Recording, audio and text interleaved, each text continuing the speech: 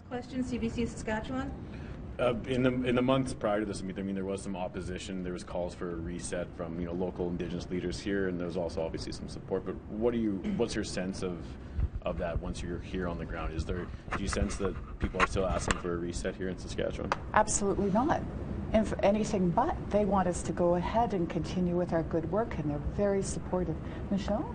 Well, I have to say, everywhere we went, everywhere we heard the family that says, yes, there's a group or there's people that request that, but I hope that you stick there. I hope you stay there because my statement worth something. It's very important, and you must honor that. So we hear that everywhere across Canada.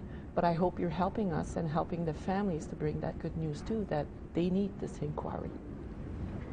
There have been a lot of people leaving, and so I have spoken to families about concern what will happen with the information they are sharing because so many people are leaving, what's happening with their files.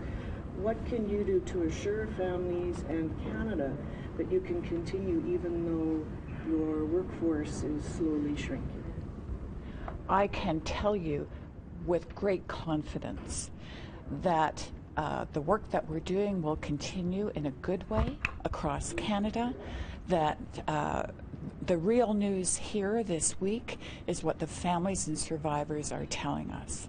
And we intend to move forward, we can move forward, and we will move forward in a good way. If I may ask, we received those calls from the family members who were concerned, and I made sure that I called them, all of them who called me or got in touch with me, and same with my colleagues, to explain the situation, to reassure them, and making sure that we will and continue to honor the work that we're doing with them. Do you talk about that level of support after the family speaks and if there is a backlog?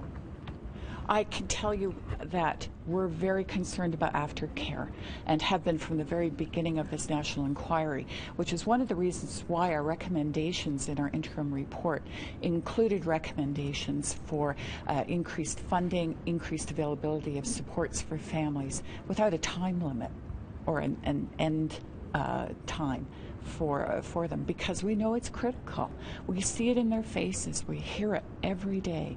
And so those are the reasons why we made those recommendations, asking the government to open up and provide more aftercare for families. Are there adequate levels? Is there enough people here? Is there a backlog?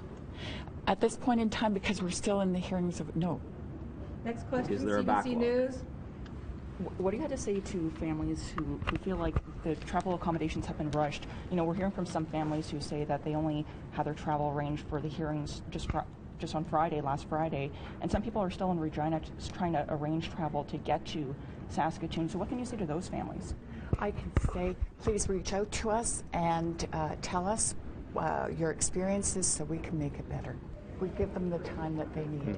Thank you very much, and that's will they come back? Thank you very much. Thank you for joining us. I do appreciate having you all come out and join us.